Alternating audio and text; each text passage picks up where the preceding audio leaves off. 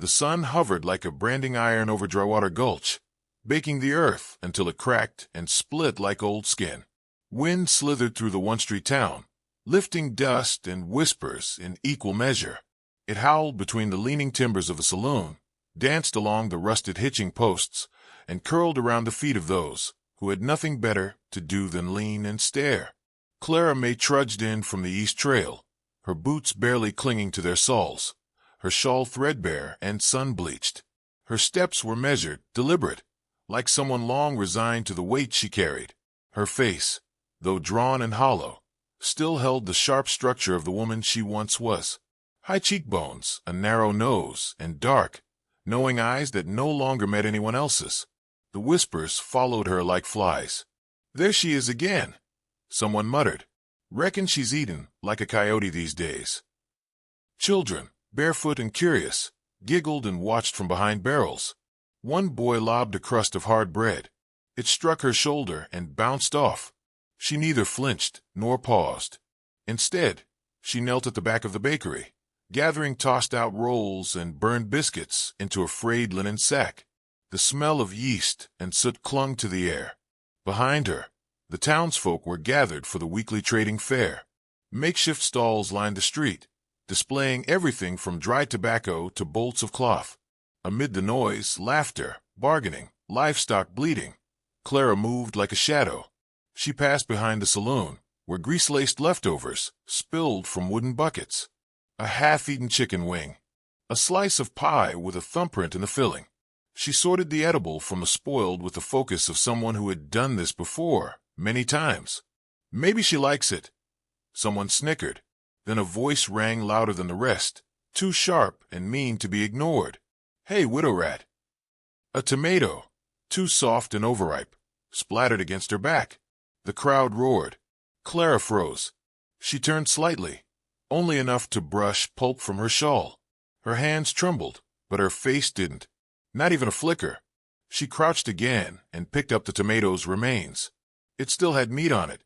From across the dusty street, he watched. Jonas Creed stood beneath the awning of the general store, leaning against the post with the calm of a man used to waiting. His face was carved like canyon rock, weathered deep with lines that told of long days and longer regrets. His eyes pale, steady, narrowed beneath the brim of a sun-stained hat. Few knew where he came from. Fewer still had spoken more than 5 words to him. He straightened, slow but certain, and walked across the square. The laughter tapered off as he approached. The wind seemed to pause with him. He reached Clara as she stood, her sack of scraps hugged to her chest. She didn't look at him, didn't ask why he was near. She just stood there, skin thin and tired over sharp bones. Jonas took off his hat and held it at his side. Then, without a word, he shrugged off his duster and draped it over her shoulders. "You're done eating scraps," he said, voice low and cracked like old timber. "From today, you eat warm meals with me. You're my wife." Time stopped. No one moved. A dog barked in the distance, ignored. Even the breeze seemed to hesitate. Clara finally looked at him. Her eyes searched his face like a person looking into deep water for signs of bottom. There was no mockery in his tone, no pity. Just something solid, real. She said nothing. He offered her his arm. She didn't take it, but she followed. Together, they walked down the center of Drywater Gulch, past the gawkers and gossipers, the shopkeepers and ranch hands, out toward the northern hills. He walked slow for her sake. She never once looked back. Jonas lived in a cabin tucked between 2 bluffs, where scrub grass grew stubborn through the clay, and the spring murmured behind the rocks. The place was humble, 2 rooms and a crooked porch, but sturdy. A good roof. A stack of firewood already chopped. He opened the door and stepped aside. Clara hesitated, then entered. That night, she ate stew by a real fire. Her hands trembled slightly when she picked up the spoon, but she didn't spill. Jonas said little. He sat across from her, drinking black coffee and whittling a scrap of pine. When she finished, she stood. "Thank you," she said, her voice dry from disuse. He nodded, then gathered his bedroll and stepped out onto the porch. For the first time in years, she slept through the night. The days passed, not fast and not slow. Jonas rose early and worked a fence line. Clara swept, cleaned, and began tending to a small patch of earth near the porch, planting beans and hardy onions. He always left food for her by the fire before heading out, and she always saved the best piece for his return. She started speaking more. First a few words, then whole sentences. "I used to teach miners how to write their names," she told him one evening as the sun spilled red over the hills. "Back before my husband died in the collapse." He didn't ask more, but she went on. "They ignored my warnings. Said the supports were fine. They weren't. My husband died digging another man's fortune." Jonas just nodded. He never interrupted her stories, never pushed her to tell them. But she always found him listening. In town, the questions began. "Why her?" a ranch hand asked, spitting tobacco onto the ground. "She got nothing to offer but silence and a sour look," said the saloon girl. "Maybe Jonas lost a bet," laughed another. But not everyone was cruel. Some folks just looked at each other with wide eyes and shook their heads. They didn't understand that something quiet had shifted. Clara started walking into town with her back a little straighter.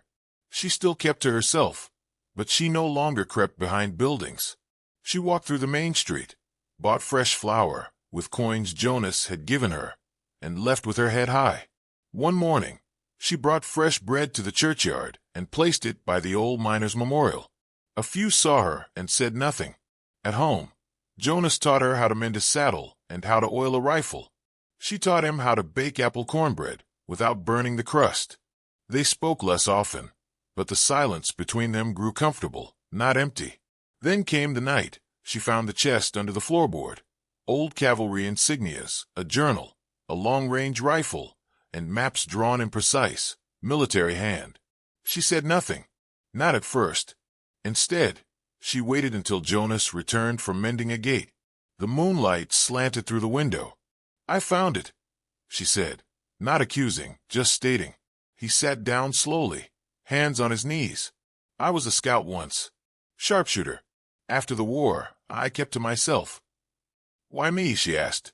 He looked at her, his voice the same as it had been that first day. "You were the only one still standing when they tried to shame you."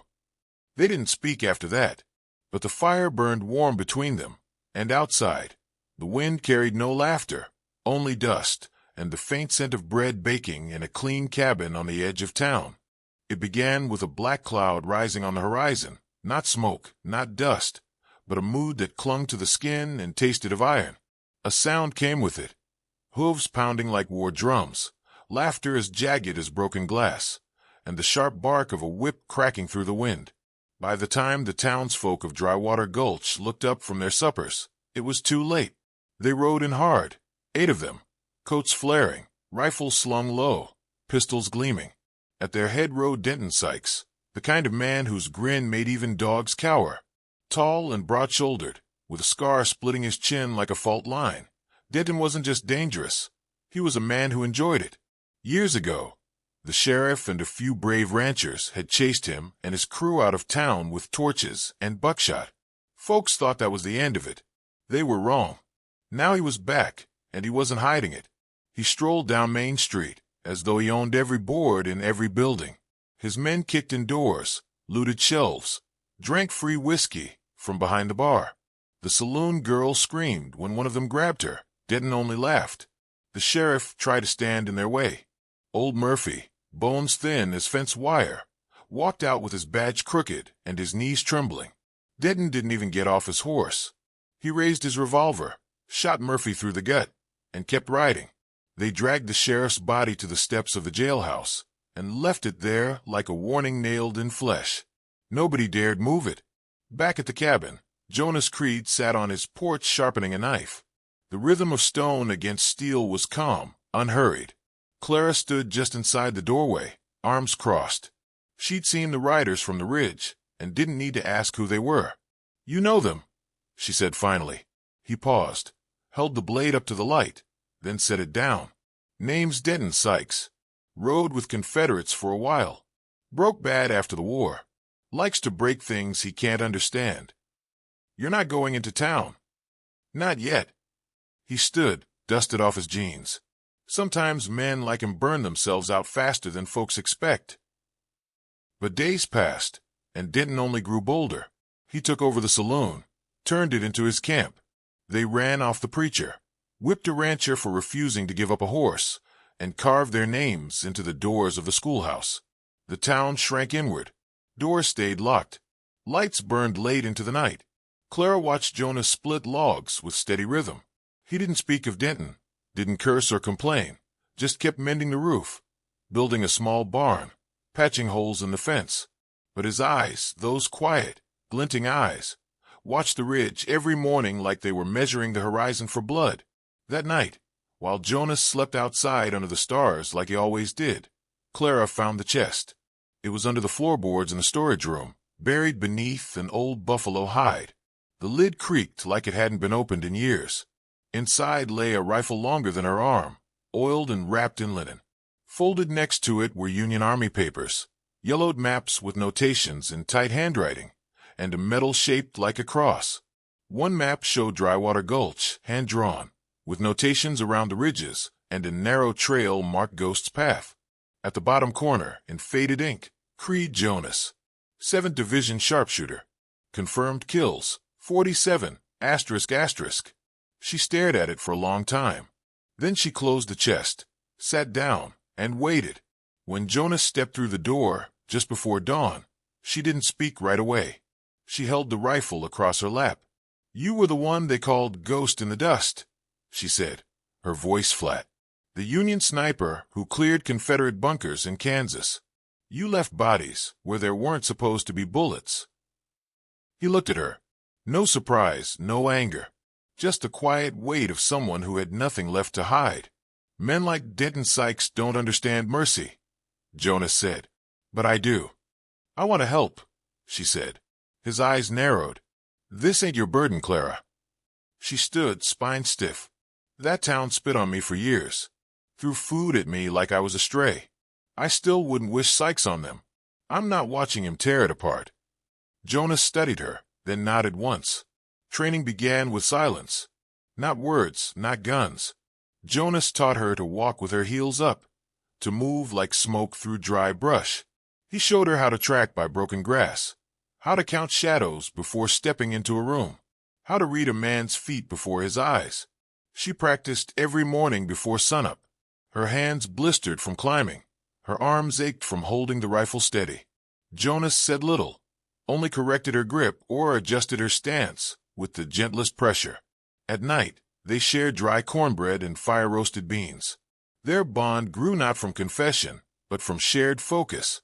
She stopped having the nightmares. He started whistling again, just softly. But the town was bleeding. On the 5th day, the vultures shot the grocer and took over the store. By the 7th, they ran cattle through the schoolhouse.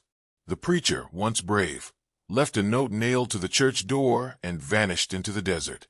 One afternoon, Denton himself stood atop a table in the saloon and shouted, "Ain't no law here anymore. No justice but mine." He meant it. That night, Jonas packed a satchel with cartridges and water. Clara stood by the porch steps. "You going without me?" she asked. "I go first. You follow if I don't come back."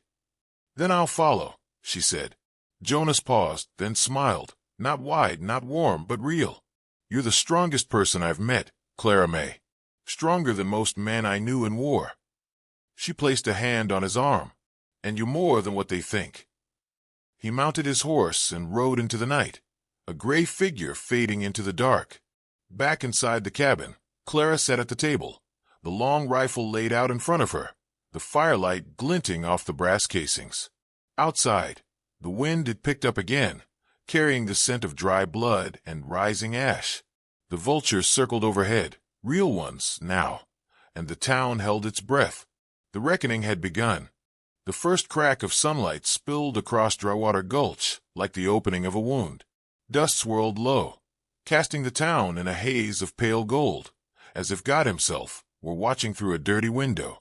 Everything was still, so still it felt like the desert had forgotten how to breathe. In the center of the street stood Jonas Creed. He didn't move, didn't shift his weight or twitch a muscle, just stood with his arms at his sides and his coat open, as if daring the morning to call him a fool.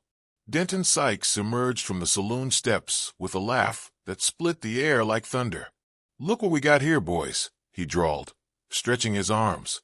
The ghost himself crawled out of his grave. His men followed, boots crunching dry earth, guns already slung over shoulders. Some wore smirks.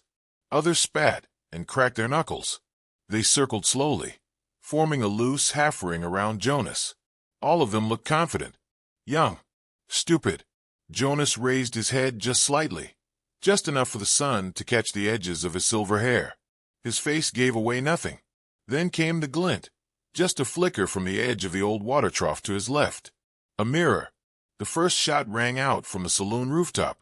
A rifle dropped from one of the outlaws' hands before he even realized he was dead. He collapsed into the dirt with a grunt, blood blooming like rust through his vest. Chaos erupted. Jonas dropped low, rolled behind a barrel, and fired once, clean sharp. A second man spun and fell, clutching his neck. The others scattered, shouting, firing blindly toward the rooftops. From above, Clara May adjusted the rifle against her shoulder. Her breath was calm. Her eyes didn't blink. She'd waited days for this, trained for every second of it.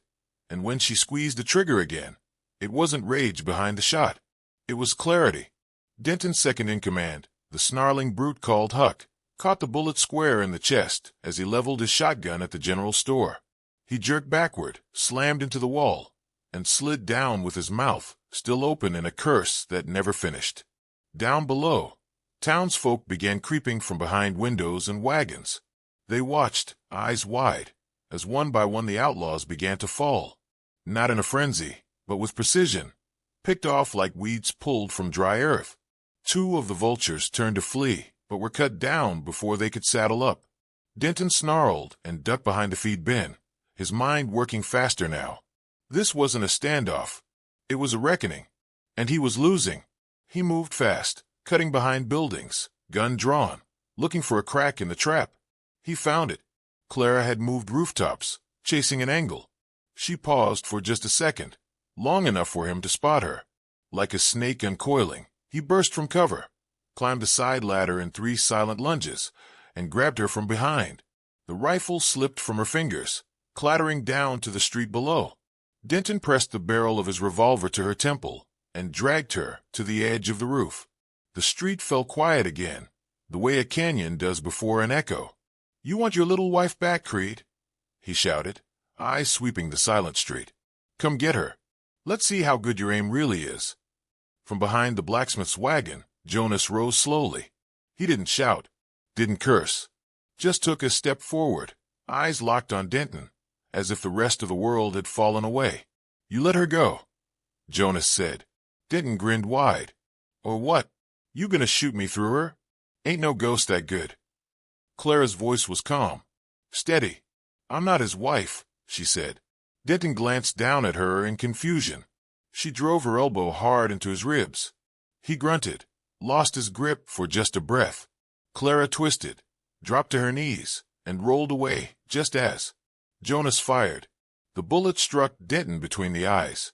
He didn't even fall forward, just dropped like a puppet with its strings cut, arms still out, gun falling from a lifeless hand. Clara stood slowly, dust in her hair, her heart pounding in her ears. Jonas didn't move until he saw her look down at the body and nod once. Then it was over. The silence that followed wasn't stunned. It was sacred. Townsfolk emerged fully now, stepping onto porches, dropping rifles, blinking into the light like waking from a long, ugly dream. Jonas holstered his weapon and walked to the base of the building. Clara descended the ladder herself, each rung solid beneath her boots. They didn't embrace, didn't speak, but when their eyes met, the dust between them seemed to clear. That evening, they sat by the fire, a pot of beans simmering and bread warming on a flat stone. Neither spoke much. Words didn't seem necessary. Clara handed him a bowl. He accepted it with a slight smile. A man who had killed, forgiven, and lived long enough to do both again. In the days that followed, the town changed. Someone brought Clara a basket of peaches. Another left warm bread on their doorstep with no note. The saloon girl came out one morning and said thank you with tears in her eyes. Nobody mocked. Nobody laughed. They just nodded when they saw the pair pass through town. Jonas with his quiet gaze, Clara with her worn shawl and silent strength. Weeks later, they were gone. No one saw them leave. The cabin stood empty one morning, the fire cold, the garden harvested. Just a note carved into the doorframe with a knife. Thank you. Years passed. Children grew into men. The saloon changed hands. The scars from that summer faded like the bullet holes in the walls. But in the center of town, where the sun always hit first in the morning, they built a small statue. Not grand, not polished, just bronze cast from old tools and welded with respect. A man in a long coat, standing tall. A woman beside him, holding a book in one hand and a rifle in the other. On the base, just one line. Here stood the ghost and his wife, who reminded us what dignity means.